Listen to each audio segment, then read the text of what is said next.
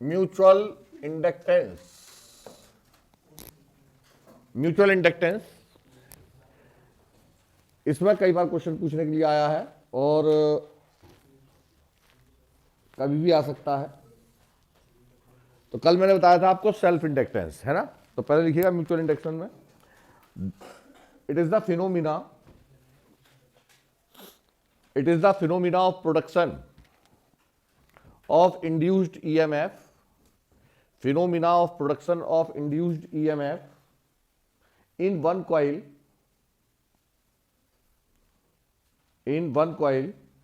due to change in current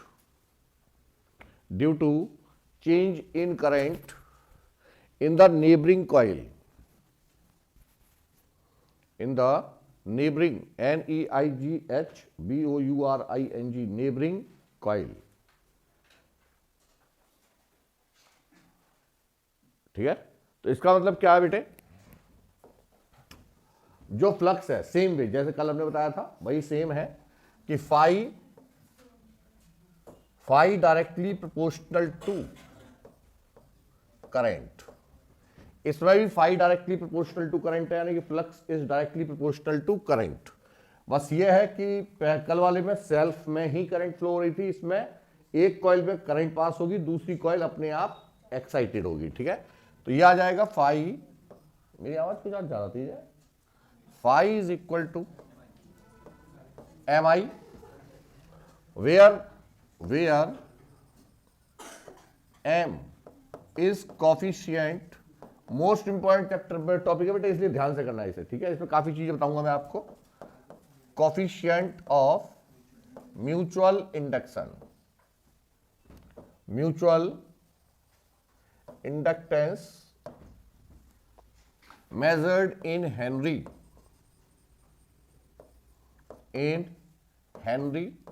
same way, HENRY होगी ना, Henry, और जो यूनिट है वो सेम रहेगी आपकी, क्या आएगी, m is equal to phi upon I, यानी कि दैट इज वेबर पर एम्पियर, और यही हमारी हेनरी है। ठीक है, और जो डायमेंशन है that is also remains same. क्या आई थी बेटे, ml square T-2A-2। This is the dimension of mutual induction coefficient. ठीक है, म्यूचुअल इंडक्शन कॉफिशिएंट। अब क्या है फिनोमिना, जैसे हेडिंग लिख लीजिएगा, mutual inductance of two long solenoid,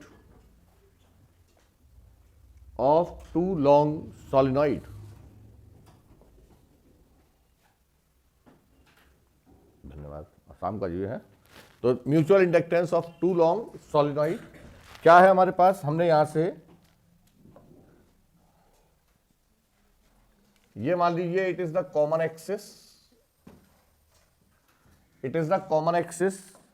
हमारे पास पहली ये कॉइल है of radius R1,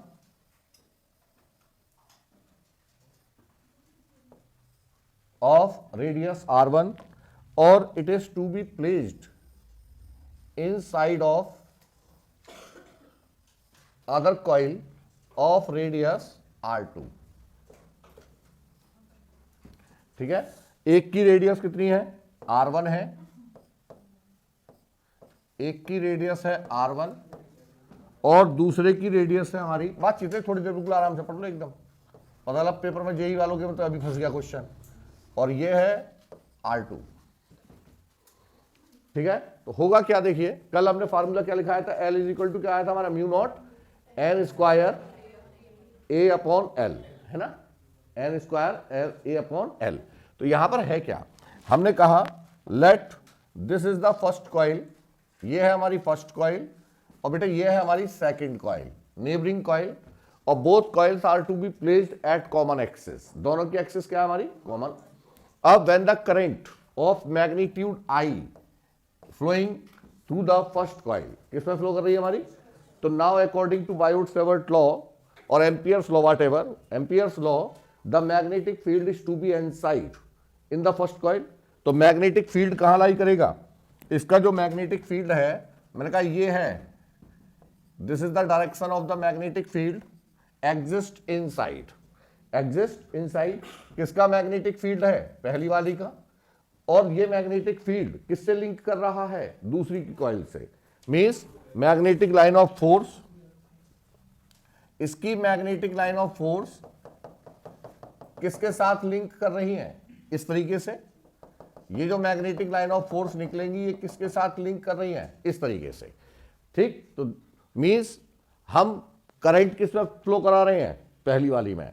and the neighbouring coil is mutually excited without applying any source. ठीक है, तो इसे कहते हैं हम म्यूचुअल इंडक्शन। क्या बोलेंगे इसे?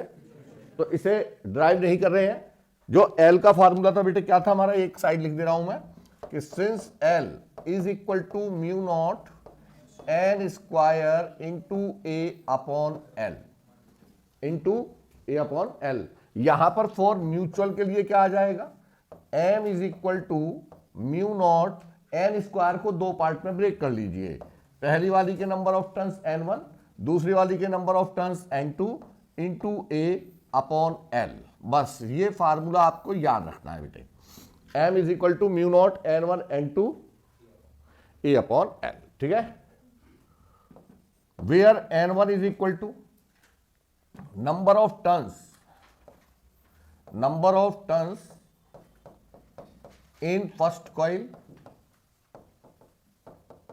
और n2 that is number of turns in second coil। और जो पॉइंट याद रखना है बेटे वो ये पॉइंट याद रखना है कि जो हमारा एरिया है that is the common area. क्या लेंगे हम? Common area. कॉमन एरिया, इसका मतलब आपको कौन सा एरिया लेना है? छोटी वाली का। क्यों? बड़ी वाली तो छोटी के साथ कॉमन नहीं हो सकती, लेकिन छोटे वाले का एरिया दोनों के साथ कॉमन हो जाएगा। अरे जो बड़ी वाली कॉइल है उसका एरिया ज्यादा है और छोटी वाली का एरिया कम है, तो इसका मतलब किसका एरिया कंसीडर करेंगे हम? छोटी वाली का। तो ये आ जाएगा हमारे पास m is equal to mu not n1 n2 A क्या है हमारा? Common area. ए क्या है हमारा? Common area upon L. L क्या है हमारी? लेंथ। ये है लेंथ ऑफ सोलिनॉइड, ये भी हमारी कॉमन लेंथ है। ये भी क्या हमारी? कॉमन लेंथ, जो दोनों में कॉमन आएगी, बस उसी लेंथ को कंसीडर करेंगे हम। ठीक है, तो ये फार्मूला आपको याद रखना है। अब लिखिएगा फैक्टर्स। नेक्स्ट वन फैक्टर्स, क्योंकि यही पूछा गया था इसके factors. Factors on which m depends, on which m depends। what are the factors on which m depends? तो number first, number of turns क्या है? m is directly proportional to n1 into n2। पहला factor ये है first. Number second permeability.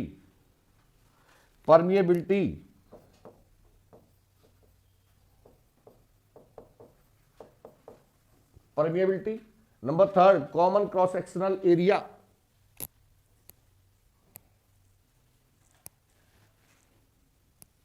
Common cross sectional area directly है ना? हाँ, directly proportional to common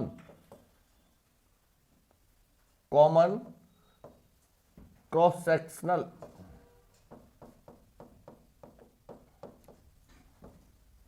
area. Number fourth relative separation.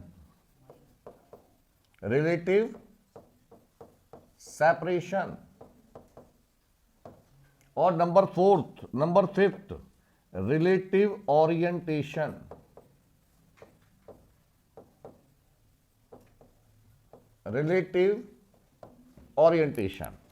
So there are 5 factors on which coefficient of mutual induction depends। Note कीजिए फटाफट। नहीं 1 minute नहीं, तुम आराम से करो। और कैसे हो?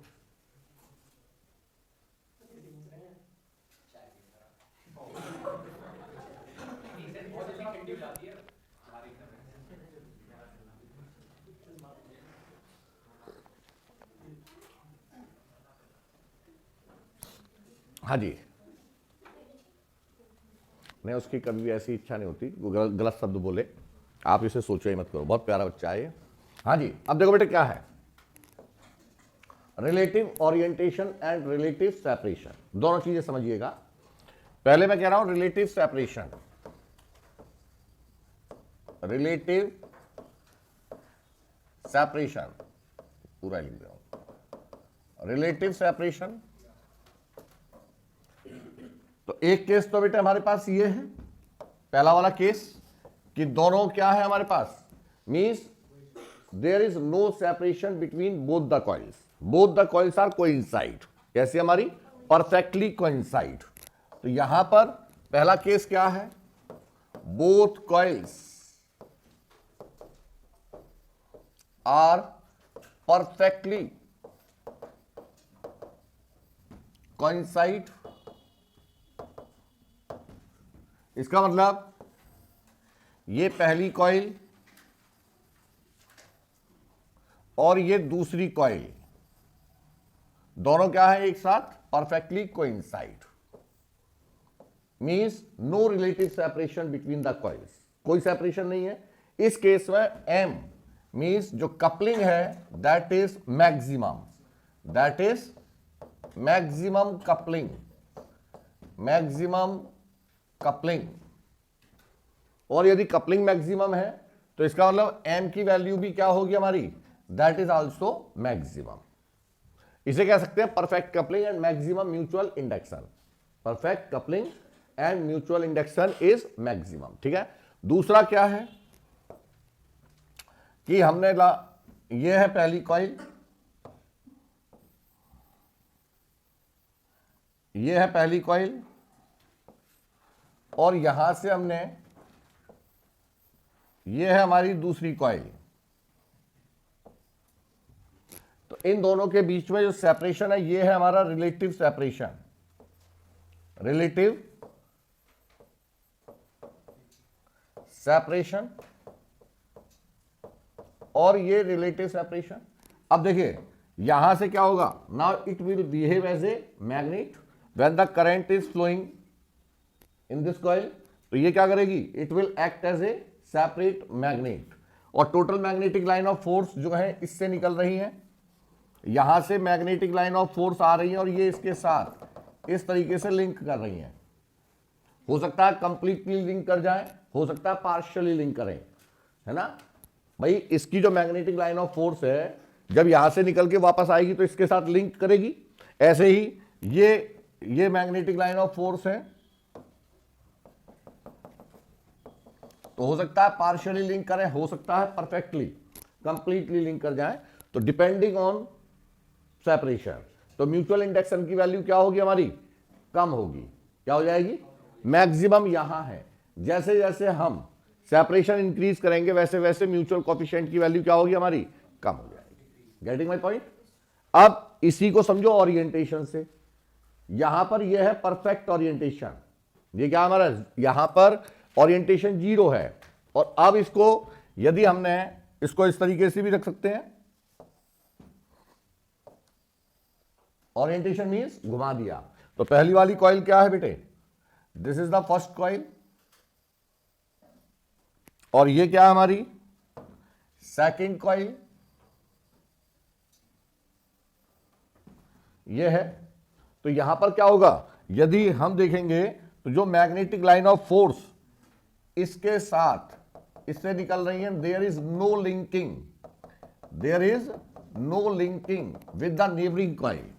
तो यहां पर एम की वैल्यू 0 हो जाएगी, यहां पर एम की वैल्यू क्या हो जाएगी, 0। इसे कहते हैं ओरिएंटेशन। नोट कीजिए फटाफट।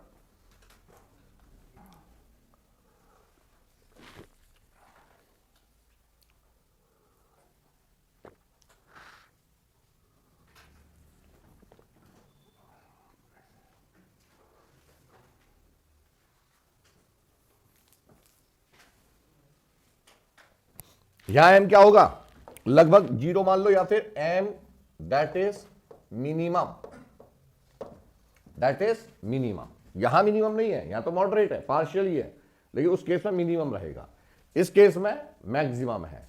और ये क्या हमारा रिलेटिव सेपरेशन, यहां रिलेटिव सेपरेशन मिनिमम है, यहां मान सकते हैं रिलेटिव सेपरेशन जैसे जैसे इंक्रीज करोगे। और मैक्सिमम कब होगा relative separation, when there is no linking with the magnetic line of force of first with second. ठीक है, अब लिखिएगा एक टर्म्स इसमें यूज करते हैं, coefficient of coupling. Coefficient of coupling, the coefficient of coupling of two coils, क्या बोला मैंने, coefficient of coupling, तो लिखें the coefficient of coupling of two coils, एक minute, coefficient of coupling of two coils gives a measure of the manner, gives the measure of manner in which two coils are coupled together, are coupled together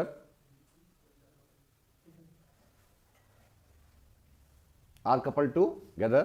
तो हमने मान लिया बेटे first. अच्छा ये बताओ जरा कि सिंस एल की वैल्यू क्या आई थी, है ना, तो पहले मैंने कहा कि since L is equal to mu not N square into area upon L, तो पहले वाली कॉइल का सेल्फ इंडक्टेंस L1, दूसरी वाली कॉइल का सेल्फ इंडक्टेंस L2, और वैसे भी क्या था, L is equal to phi upon I, है ना। और पहली वाली दोनों के बीच का जो कॉफिशिएंट है, mutual coefficient, that is M। तो यहां पर कॉफिशिएंट ऑफ कपलिंग क्या हुआ लिखिएगा, L1 L2 M square is equal to M square upon K, यही है फॉर्मूला, K स्क्वायर है। मैं ये सोच रहा था क्या आएगा, क्या था, हाँ, L1 L2 is equal to M square upon K square, where K is the coefficient of coupling. K क्या हमारा कोफिशिएंट ऑफ कपलिंग, तो यहां से लिख सकता हूं मैं K is equal to M upon square root of L1 L2। तो एक दो बार पेपर में यह भी पूछा गया है बेटे, K is equal to M upon square root of L1 and L2। वहां आपको सेल्फ इंडक्टेंस की वैल्यू भी गिवन होगी और म्यूचुअल कोफिशिएंट की वैल्यू भी गिवन होगी, बस आपको फाइंड करना है कोफिशिएंट ऑफ कपलिंग। तो यदि फार्मूला याद है तो आप कर पाएंगे, अदरवाइज नहीं। ठीक है, तो लिखिएगा नेक्स्ट पॉइंट, की point, the value of coefficient of coupling, the value of K, coefficient of coupling, lie between 0 and 1, between 0 and 1। दूसरा पॉइंट लिखे हैं, when the coupling is perfect, M is maximum, capital M is maximum, maximum. तो जब M maximum होगी, मैं पीछे लिख दूं, यहीं पे कर दूंगा, यहीं पे, चलो पीछे लिख दूंगा। हाँ जी, क्या है हमारे पास, पहला पॉइंट क्या है, when coupling is perfect, when coupling is perfect, तो K की वैल्यू 1 होगी, कितनी होगी, 1। K is equal to 1, perfect है, तो उस टाइम पर M की वैल्यू क्या होगी, M is equal to maximum, L से मतलब नहीं है, M mutual coefficient of coupling, that is maximum. When K is equal to 0, no coupling, when K is equal to 0, no coupling, no coupling, तो M क्या रहेगा मेरा, minimum, minimum. तो कौन सा केस है बेटे, ये वाला केस, ये है मिनिमम, ये है मिनिमम कपलिंग। ठीक है, और ये है मैक्सिमम कपलिंग, ये है मैक्सिमम परफेक्ट कपलिंग, ये है परफेक्ट कपलिंग, ठीक है। तो ये है परफेक्ट और ये है हमारी मिनिमम, नो कपलिंग।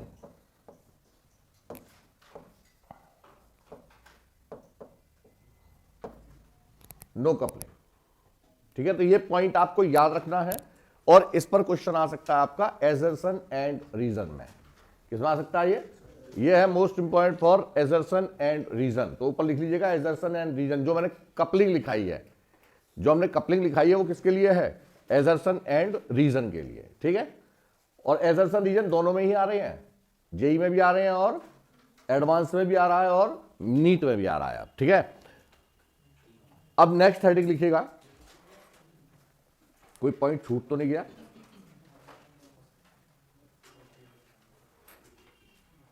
ठीक है ना। अब लिखिए grouping of inductor, grouping of inductance. यही कर दूं या दूसरे पेज पर ले जाऊं? काय पेज खराब करो, बड़े महंगे पेज हैं ये।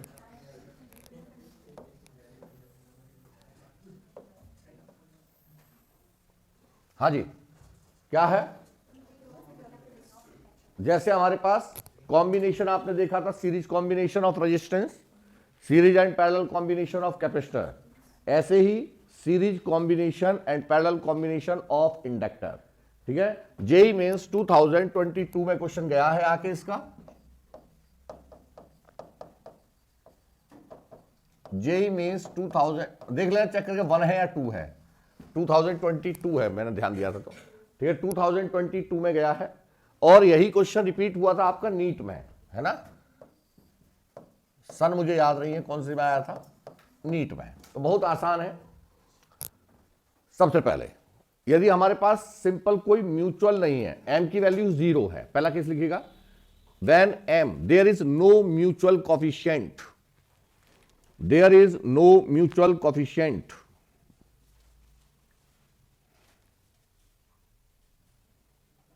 there is no mutual coefficient, then there is no mutual coefficient and two inductors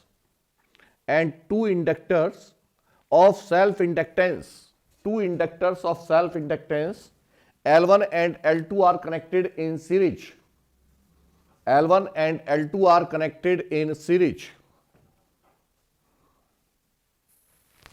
L1 and L2 are connected in series। तो L इक्वलेंट कैसे देखो जरा, ये है पहला केस, M की वैल्यू क्या है बेटे? 0, और हमारे पास दो इंडक्टर हैं, एक इंडक्टर ये और दूसरा इंडक्टर ये दोनों किस में कनेक्टेड हैं? सीरीज में। तो जो रेजिस्टेंस का फार्मूला है वही रहेगा, यानी कि इसका सेल्फ इंडक्टेंस कोफिशिएंट L1 और इसका L2। तो L इक्वलेंट हो जाएगा हमारा L1 plus L2, L1 plus L2,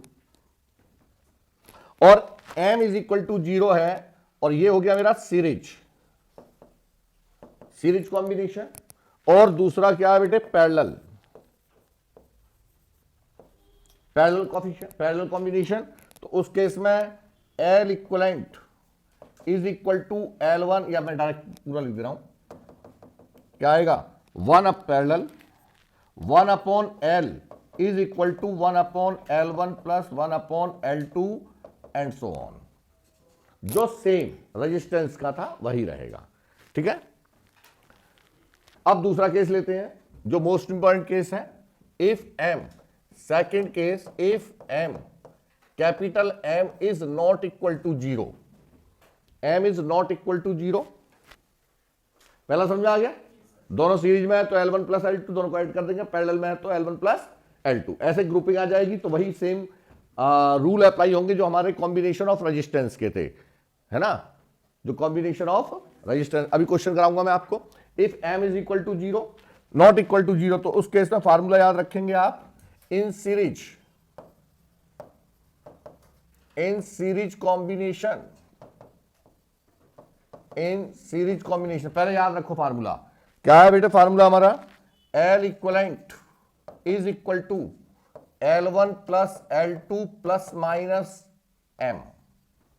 दो है यदि हमारे पास, दो का ही आता है, तो L1 plus L2 plus minus M, where M is the coefficient of mutual inductance. अब ये प्लस माइनस क्या इंडिकेट कर रहा है, समझो यहां से। प्लस राइट पोलैरिटी और माइनस रिवर्स पोलैरिटी। कैसे होगी देखो, पहले हमने कहा हमारे पास ये है पहला इंडक्टर और ये है दूसरा इंडक्टर, ठीक है। इसको किस तरीके से ऐड कर सकते हैं, इसका कॉफिशिएंट, सेल्फ इंडक्टेंस कॉफिशिएंट ये है। तो पहले वाले केस में जो मैग्नेटिक लाइन ऑफ फोर्स है, these are the magnetic line of force, it is the first inductor, और ये इसके साथ सेम डायरेक्शन में एग्जिस्ट कर रही है ना। इसकी मैग्नेटिक लाइन ऑफ फोर्स इसके साथ लिंक कर रही है डायरेक्ट, सेम डायरेक्शन में। तो क्या आएगा, प्लस एम। क्या आएगा, प्लस एम। और यदि वो रिवर्स डायरेक्शन में है, यदि वो रिवर्स डायरेक्शन में है, ये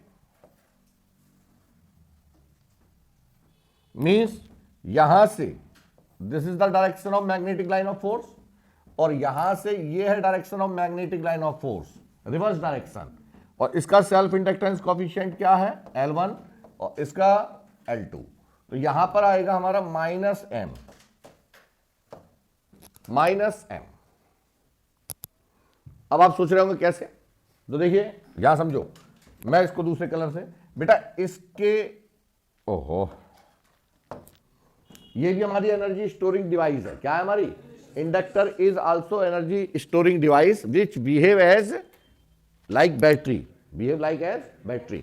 तो इसका मतलब इसका ये पॉजिटिव टर्मिनल और इसका नेगेटिव, इसका पॉजिटिव, इसका नेगेटिव। तो positive, negative of the first coil connected with the positive of second coil, तो इसे कहते हैं हम राइट पोलैरिटी। इस केस में क्या होगा, इक्विवेलेंट। इस केस में इक्विवेलेंट आएगा बेटे, L equivalent is equal to L1 plus L2 plus M, ठीक है। और दूसरे वाले केस में क्या है, ये है हमारे पास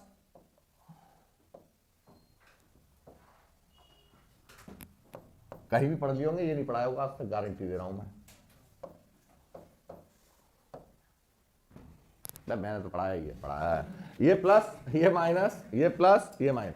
तो इसके नेगेटिव को इसके नेगेटिव से कनेक्ट कर दीजिए, ये हो गया रिवर्स। अरे ये एक तो तरीका ये है, एक तरीका क्या है, इसके नेगेटिव को सेकंड के नेगेटिव से कनेक्ट कर दीजिए कनेक्ट, तो क्या होगा, reverse polarity. Positive is connected to negative, तो सही है। जैसे सेल में चलते हैं बैक टू बैक होता है, एक राइट पोलैरिटी और एक रिवर्स पोलैरिटी।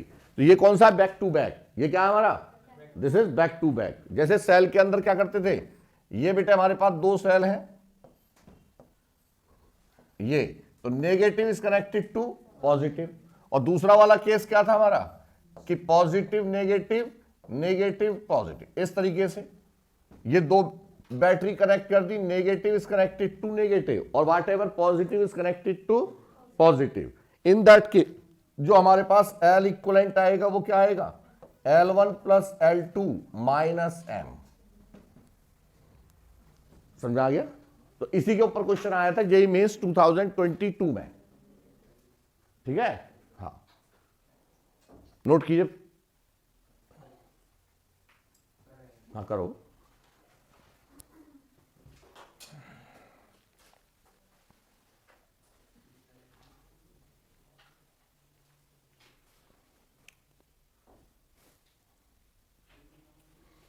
और नीट में आ जाए तो ऐसा कौन सा पहाड़ है ना।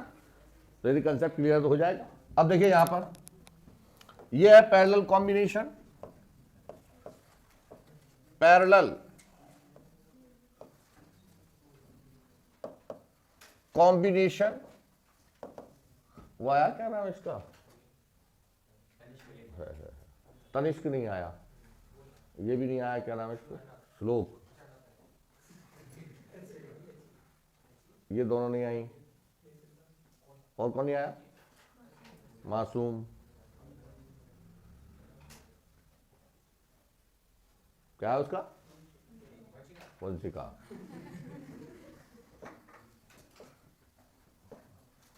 कल वंशिका की बहन मिल गई थी एक को, मैं मुझे नहीं किसी को, उसने कुछ कहा होगा, मतलब वंशिका जैसी थी वो। जाड़े में सारी की सारी जितनी मजरूगिरी है एक थप्पड़ में बाहर आ जाएगी। तो ऐसा ही होना चाहिए गर्ल्स को। कोई भी खाना खा कमेंट करे तुरंत उठा रैप कर सूद दो उसमें, बिना पूछे। हाँ जी, ये है L1 और ये है L2। Now positive is connected to positive and negative is connected to negative, और ये हमारा बन गया एक system. This is the parallel arrangement of two coils. तो यहां पर भी फार्मूला बेटे याद रखना है आपको। तो यदि सिंपल है, if m is not m is equal to 0, m is equal to 0, तो क्या आएगा 1/L is equal to 1/L1 plus 1/L2, और इसको सॉल्व करेंगे तो क्या आएगा L is equal to L1 L2 upon L1 plus L2, L1 plus L2। अब इफ पहला केस ये है बेटे, दूसरा केस है m is not equal to 0, m है, कपलिंग है, तो उस केस में अब मैं डायरेक्ट कर रहा हूं L equivalent is equal to L1 L2 plus minus, सही पता हो तो बोलना, बस माइनस m इज, अब यार सही याद, मैं कह रहा हूं सही याद रखा करो, ये L1 प्लस L2 और प्लस माइनस m, ये है formula L1 L2 minus m square upon L1 plus L2 plus minus m, plus minus m, और प्लस m कब आएगा जब ये है positive connected to positive, negative connected to negative. अब यदि इसका उल्टा कर दिया मैंने, यहां ये है, ओहो ये क्या था, इंडक्टर, ये इंडक्टर, ये है पॉजिटिव, ये नेगेटिव, और यहां पर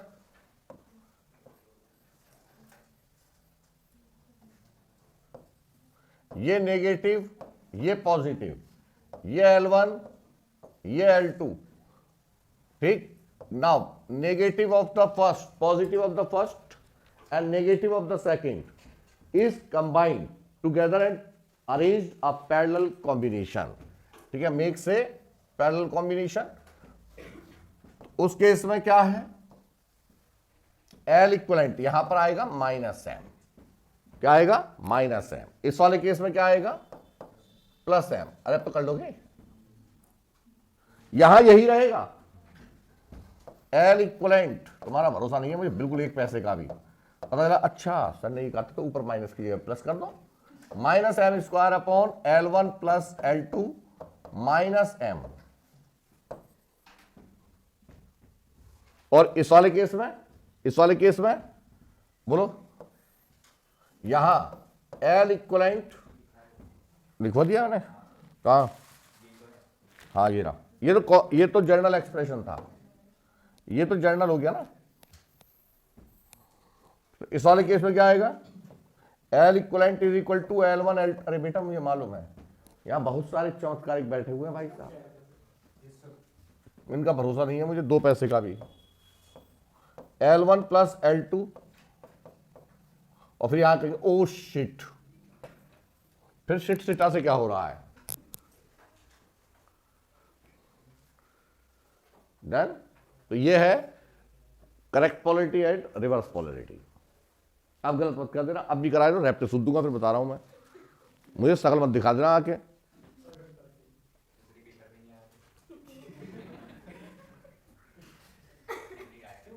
बीच में बोला मत करें, तुझे मैं सबसे पहले पढ़ेंगे, बता रहा हूं मैं, समझा।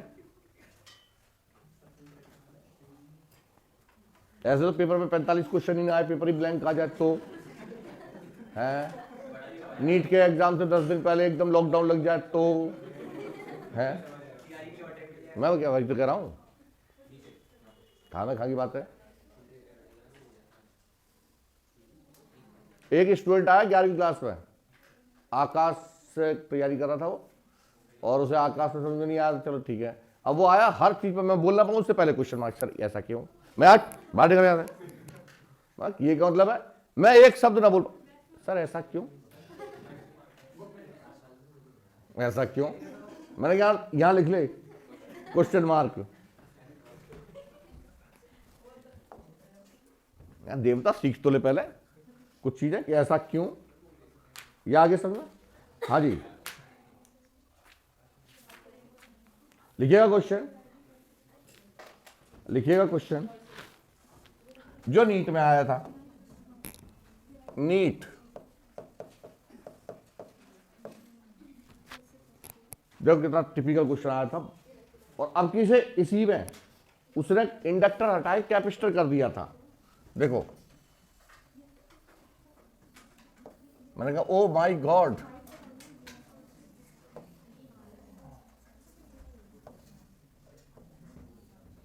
यह है 3 इंडक्टर, L1 0.75 हेनरी, L2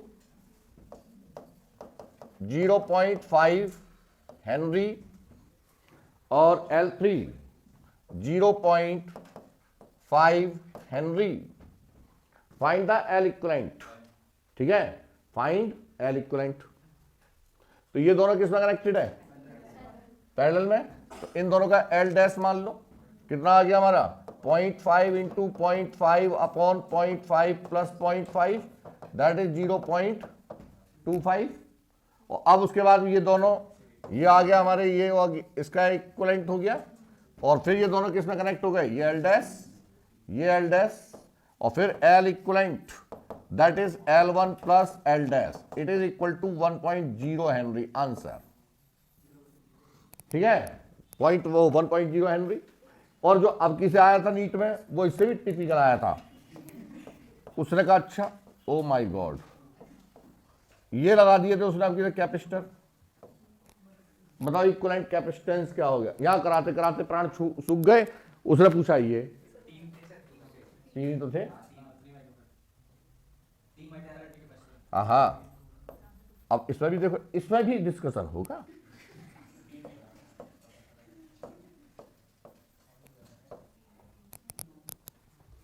इसमें भी आगे वो sir physics so hard you know, मैंने कहा यस आई नो, चलो हो गया।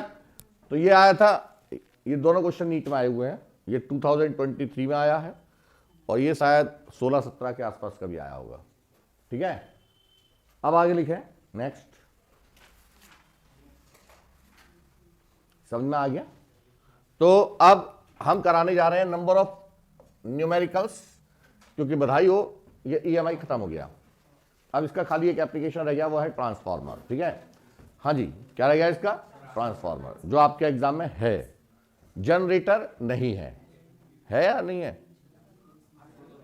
चलो बाद में देख लेंगे, है ना, AC पे आएगा ना वो, तो वो यहां वैसे भी नहीं पढ़ाने के, ट्रांसफार्मर भी बेटे यहां नहीं पढ़ाने के, AC कंप्लीट करने के बाद पढ़ाएंगे, क्योंकि दोनों ही AC ऑपरेटेड डिवाइस है, दोनों किसकी हमारी, AC ऑपरेटेड डिवाइस, ठीक है। पहले AC पढ़ाएंगे, कंसेप्ट खत्म हो गया इसका EMI का, तो EMI खत्म हो गया हमारा, अब दोनों के कंसेप्ट हम कहां पढ़ाएंगे आपको, AC के साथ। तो अब इसमें लिखिएगा नंबर ऑफ क्वेश्चंस, बहुत प्यारे प्यारे क्वेश्चंस हैं,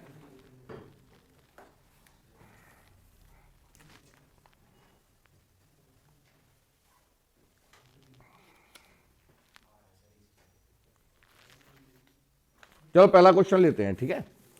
पहला क्वेश्चन है IIT 98, पहला क्वेश्चन है IIT 98,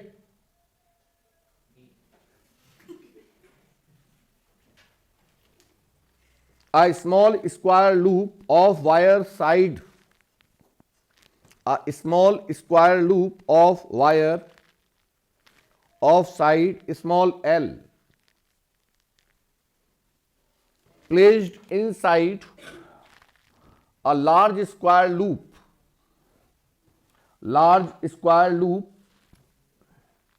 of wire of side capital L, ठीक है। then the loops are coplanar and their centers are coincide. Centers are coincides. Find the mutual inductance of the system.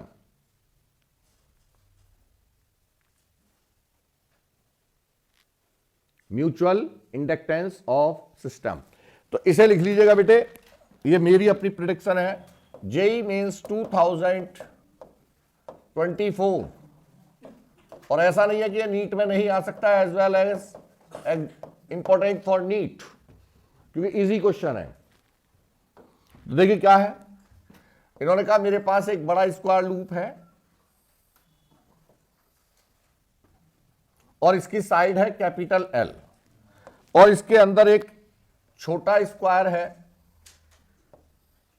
छोटा छोटा L, दोनों coplanar है और दोनों का सेंटर क्या कर रहा है, कोइंसाइड, यानी कि दोनों का सेंटर कॉमन है। ठीक, और अच्छा करंट दे रखी है, ये करंट है आई।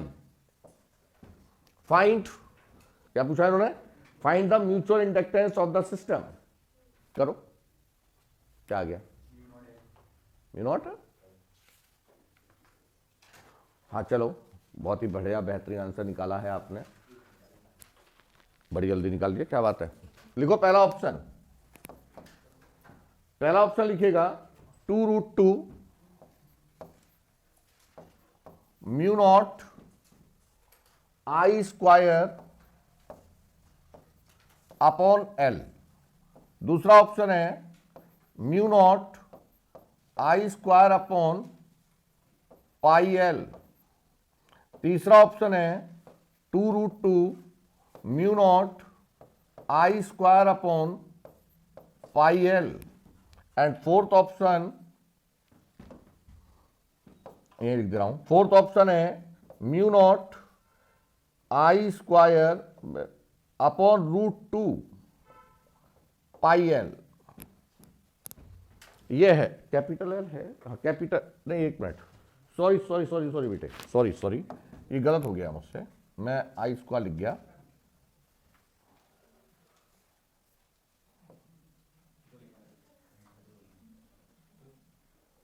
ये कर लेना, ये है हमारा L square upon capital L, L square upon capital L, I square, L square upon ये √2 है, क्या था हमारे यहां पर, एल पाई एल, और ये था फोर्थ वाला mu naught L square upon √2 pi L. ये है,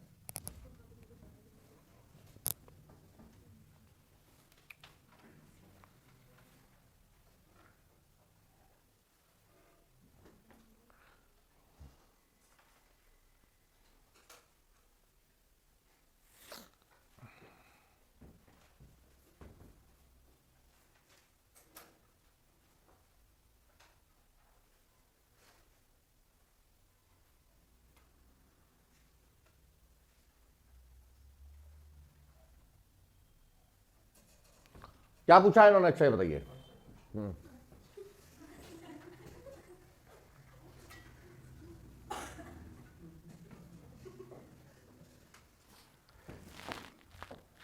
देखो,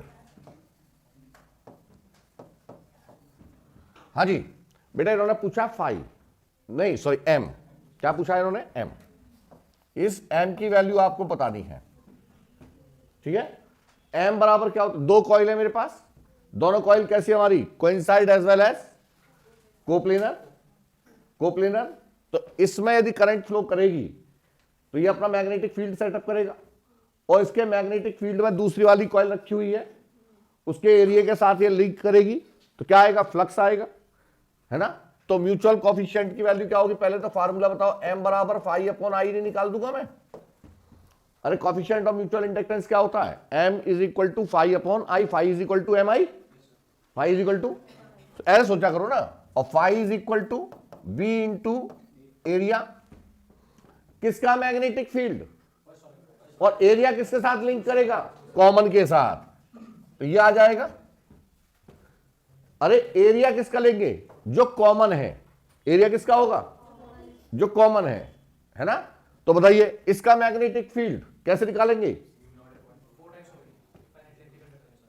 फाइनाइट लेंथ के हैं, तो फाइनाइट लेंथ के कंडक्टर के कारण यहां पर सबसे पहले क्या बनाएंगे हम पहले यहां से ये और ये, यहां पर एंगल क्या बनता हुआ नजर आएगा, अरे बताया था खाली magnetic field due to square loop क्या होगा 45, और ये भी एंगल 45, तो b की वैल्यू क्या होगी mu naught upon 4 pi I upon a sine phi 1 और प्लस साइन फाई 2,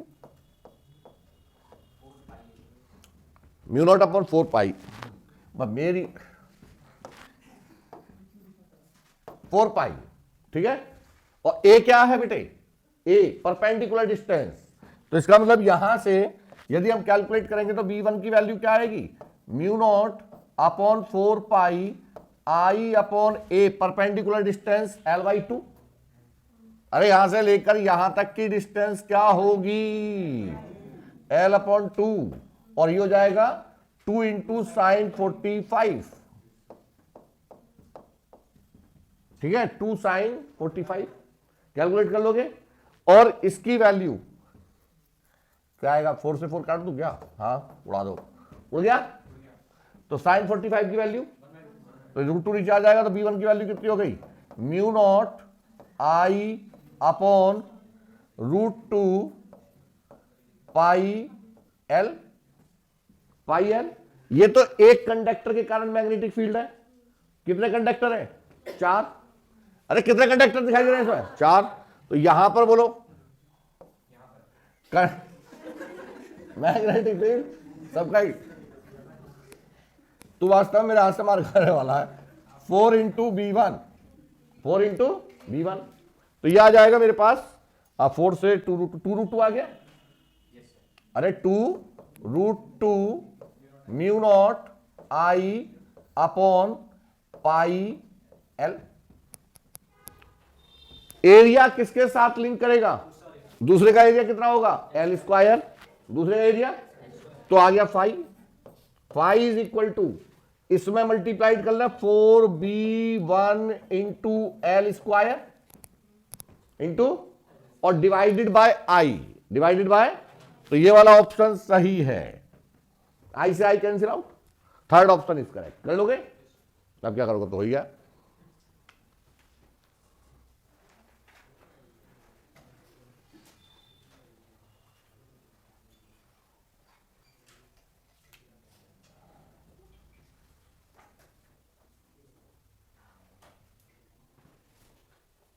मैग्नेटिक पीछे के चैप्टर तो ऐसे भूलते जा रहे हैं जैसे पेपर देके आ गए हों, अब नहीं करना, पीछे के चैप्टर सारे रिवाइज करो, समझे, ये आ गया हमारे पास। नेक्स्ट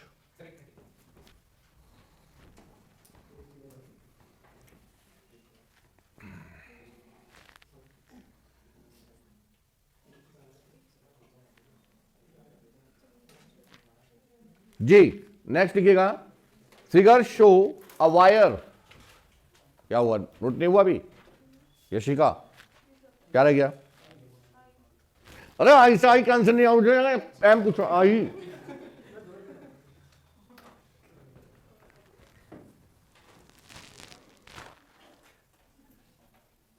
हाँ जी लिखें, figure show a wire of mass m, figure show a wire of mass m and length l, small m and small l, figure show a wire of length, वो wire of mass small m and length small l which can slide on a pair of parallel, which can slide on a pair of parallel, comma smooth and horizontal rails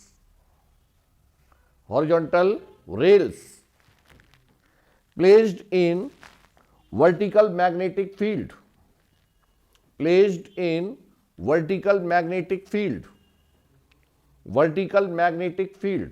B, the rails are connected by a capacitor. अभी तक मैंने question कराए थे register से connected, अब capacitor. The rails are connected by capacitor of capacitance C, full stop. The electric resistance of the rails and the wire is 0. The electric resistance of the rails and the wire is 0 if a constant force F is applied on the wire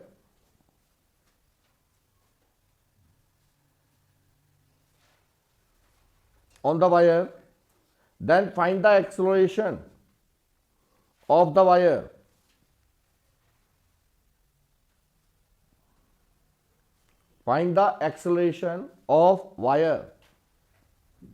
ठीक है. अब देखिए जरा, बहुत प्यारा question है बेटे, इरोडो का क्वेश्चन है ये, इरोडो. ठीक है, ये इरोडो का क्वेश्चन था और आईआईटी एडवांस में पूछा गया था. ठीक, अब जरा समझिएगा, और ये क्वेश्चन जेईई मेंस में पूछा जा सकता है, और ऐसा नहीं है नीट में नहीं पूछा जाएगा, लेकिन दिमाग के लिए दौड़ाइए घोड़े. ठीक है, देखो भाई, दिमाग भी तो खुलना है.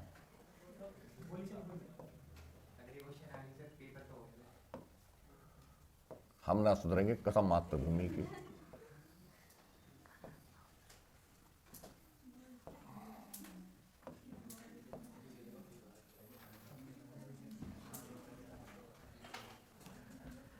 ये है मैग्नेटिक फील्ड, ये मैग्नेटिक फील्ड है.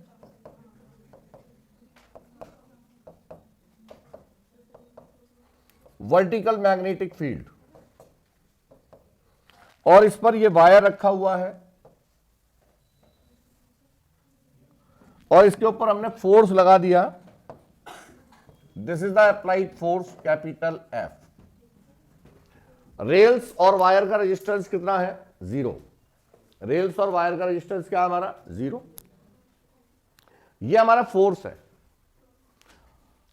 अब होगा क्या, हमसे पूछा क्या इसने? एक्सेलरेशन. एक्सेलरेशन फाइंड करना है, ये पूछा हमसे. ठीक है, तो first of all we calculate the net force experience by the. बस अब सुनो ध्यान से, जब कभी भी मैकेनिक्स आ जाए, कंसेप्ट ऑफ मैकेनिक्स लग रहा है, क्योंकि इसमें क्या पूछा है? एक्सेलरेशन, यानी कंसेप्ट ऑफ काइनेमेटिक्स. मैकेनिक्स तो हमेशा क्या लगेगा?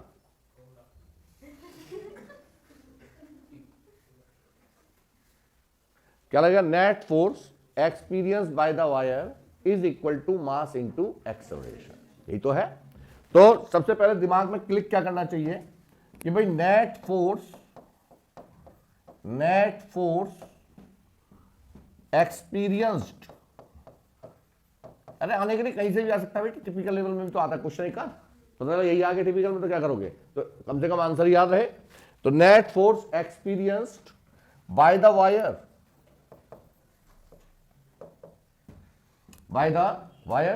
तो F net is equal to mass into acceleration. This is the concept. ये आपको सोचना है.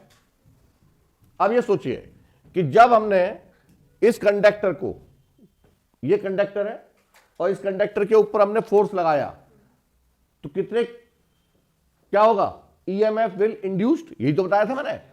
When the force applied on the conductor which is placed in uniform magnetic field and EMF is induced. अच्छा, तो इसके अक्रॉस EMF आ गया बेटे ये, that is E, और दोनों वायर मूव कर रहे हैं तो BL we, BLV,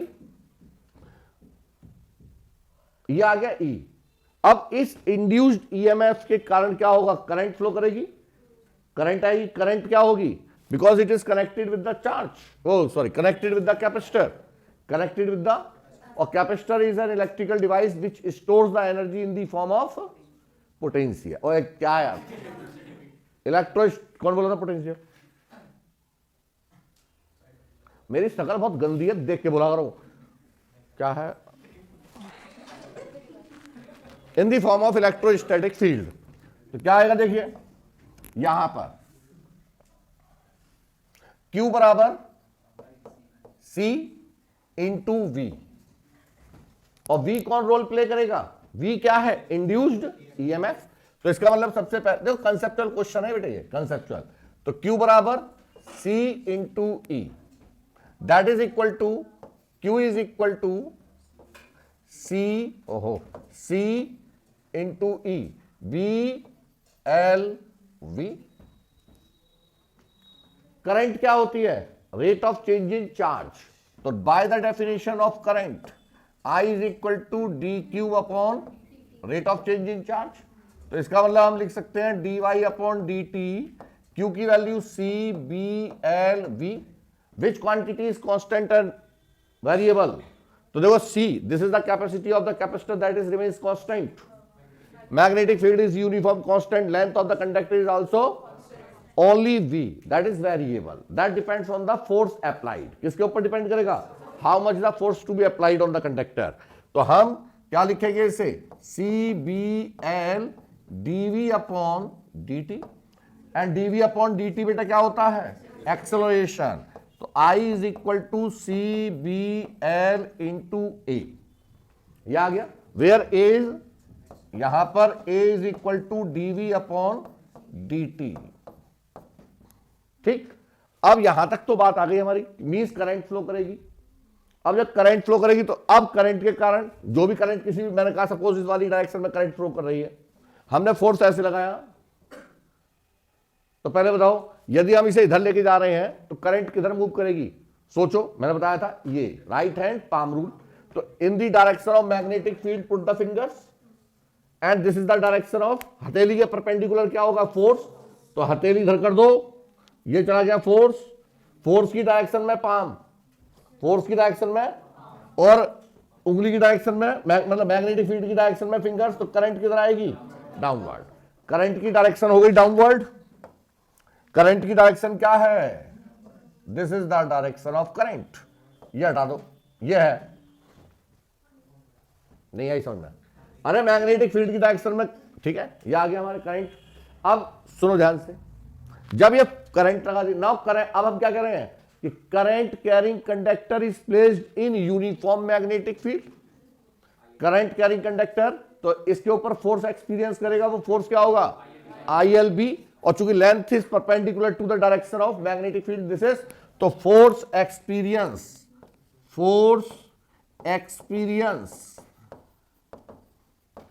experience by current carrying conductor. एक तो मैंने फोर्स अप्लाई किया उसके कारण तो इसके अंदर करंट आई, और करंट आते ही अपना फोर्स एक्सपीरियंस करेगा, है ना। तो current carrying conductor that is F is equal to ILB। अब वो फोर्स किधर लगेगा, उसके लिए बताया था मैंने, क्या बताया था, फोर्स किधर लगेगा, है ना, क्या, हाँ, फ्लेमिंग्स लेफ्ट हैंड रूल बेटा, वो अप्लाइड फोर्स है, उसके कारण करंट आई है। अब फोर्स का रोल खत्म हो गया, अब करंट कैरिंग कंडक्टर के कारण क्या लगेगा, इसके ऊपर फोर्स, है ना, अरे फोर्स लगेगा। देखिए जरा, ये क्या था, FBI, हिंदुस्तान में CBI है, हिंदुस्तान में CBI, और फिजिक्स में FBI। पूरे दुनिया का बाप कौन है आज की डेट में, अमेरिका। मानो ना मानो वो अलग बात है, पूरे दुनिया का बाप कौन है, अमेरिका। ठीक है, उसे उन्हें हम डिनाई नहीं करेंगे, वो हिंदुस्तान की तो है ही है कम से कम, है ना। देखिए नहीं भैया मैं कुछ नहीं करेगा, पता लगा को मेरी कोचिंग बंद हो गई। खतरनाक आदमी आज की डेट में, सारे पंख फैला के उड़ रहे हैं वो, तो हवा भी पास बताने दो उनकी। नमन करो, नमो। हाँ देखो ये एफ, ये क्या है बी, ये ऐसे याद रखो, ये पंजा पहली एफ बी आई। हमें फोर्स निकालना है। अब हमारे पास करंट है और मैग्नेटिक, तो मैग्नेटिक फील्ड की डायरेक्शन में यही आ गया, हाँ यही तो आ रहा है, नहीं सही कह रहे हो, तो दोनों ऐड हो जाएंगे। ये ऐसा कभी होता थोड़ी ना है भाई, ये तो हमेशा इसका अपोज करेगा ना, क्योंकि इंड्यूस्ड ईएमएफ है, और इंड्यूस्ड ईएमएफ तो हमेशा जिसके कारण क्रिएट होगा उसका अपोज करता है। तो इंड्यूस्ड करंट,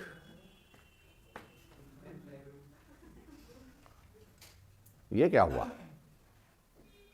ओहो हमने गलती कर दी ना, हमने गलती कर दी डायरेक्शन। बेटे करंट कैसी है, ये इंड्यूस्ड, अरे करंट क्या है, ये इंड्यूस्ड करंट किसके कारण आ रही है, इसका मतलब डायरेक्शन जिसके कारण पैदा हो रही है उसका अपोज करेगी, ये उसका क्या करेगी, यानी करंट की डायरेक्शन क्या रहेगी बेटे इसमें, ये करंट की डायरेक्शन रिवर्स होगी, क्योंकि ये करंट फ्लोइंग नहीं है, करंट इंड्यूस्ड है, तो ये करंट की डायरेक्शन रहेगी अपोजिट। इंड्यूस्ड करंट लिख लेना, इंड्यूस्ड कैसे है, इंड्यूस्ड। तो अब इंड्यूस्ड है, मैं वही तो कह रहा, मैंने कैसा कैसे हो जाएगा अप्लाइड फोर्स की डायरेक्शन। और याद रखें, अब आप याद रखिएगा ना भी लगाओ कि इंड्यूस्ड करंट है तो हमेशा अप्लाइड फोर्स का क्या करेगा, वो अपोज करेगा। तो यहां पर जो नया फोर्स डेवलप होगा वो इसके अपोजिट डायरेक्शन में आएगा। वो कौन सा मेरा एफ डैश, और एफ डैश क्या है बेटे, ये आई एल बी। तो नेट फोर्स कितना हो गया, नेट फोर्स, तो अप्लाइड फोर्स तो हमेशा ज्यादा होगा भाई, जो अप्लाइड फोर्स है उसके कारण इंड्यूस्ड करंट आ रही है, इंड्यूस्ड करंट एक अपना नया फोर्स जनरेट कर रहा है, तो उसकी वैल्यू हमेशा क्या होगी, कम, ठीक है। तो एफ नेट क्या हो गया, F net that is equal to F minus F dash is equal to mass into acceleration. Getting my point. तो ए की वैल्यू क्या होगी, A is equal to F minus F dash upon M, upon M. F की value क्या है, F तो F ही है, तो A is equal to F minus I L B, I L B, I कहां है, ये रहा, वो लिख लो, क्या आएगा बोलो, सी बी एल, और ये हो जाएगा स्क्वायर, इसमें भी बी है तो बी स्क्वायर हो जाएगा ये भी, अरे सी बी एल ए, एक मिनट यार रुक जा यार, बीच में मत बोला करो, पता नहीं है तो एफ तो एफ ही रहेगा, इतनी जल्दी मत क्या करो पकड़ने की। ये आ गया एफ माइनस, ये तो एफ नेट है, और एफ नेट की वैल्यू इसके बराबर होगी, तो यहां लगा दे रहा हूं मैं, एफ माइनस आई, आई की value C, L L square हो जाएगा, बी बी स्क्वायर हो जाएगा, इंटू ओहो बी स्क्वायर इंटू ए बराबर एम ए, बराबर एम ए, ये गलत लिख दिया था मैंने, सॉरी, ये आएगा, ये गलत हो गया। तो यहां से ए की वैल्यू क्या हो जाएगी, सॉल्व होके ए इधर आ जाएगा, तो A is equal to F upon, इसको इधर ले आओ, तो M plus C L square B square, सही है ना, हाँ ये आना चाहिए, हाँ सही है, ये आएगा। अरे ठीक है, तो इसमें केवल एक छोटा सा कंसेप्ट था जो आपको याद रखना, छोटा तो नहीं था खैर, वो है करंट कैसे डेवलप होगा, करंट, तो करंट चूंकि यहां पर कैपेसिटर कनेक्टेड है, तो I is equal to E upon R मत कर देना, उसने पहले ही क्या क्या रखा है, नेग्लिजिबल रेजिस्टेंस है, यानी कि दिस कैपेसिटर विल चार्ज।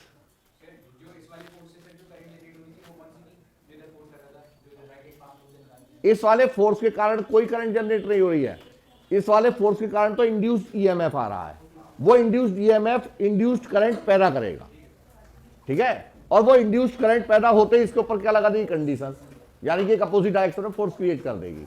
जैसे कि जब हम मूव कर रहे हैं तो फ्रिक्शन फोर्स किधर काम करता है ना। तो इंड्यूस्ड का मतलब क्या है, जिसके कारण पैदा हुआ उसी का अपोज करेगा, तो ये अपोजिंग फोर्स है, ठीक। हाँ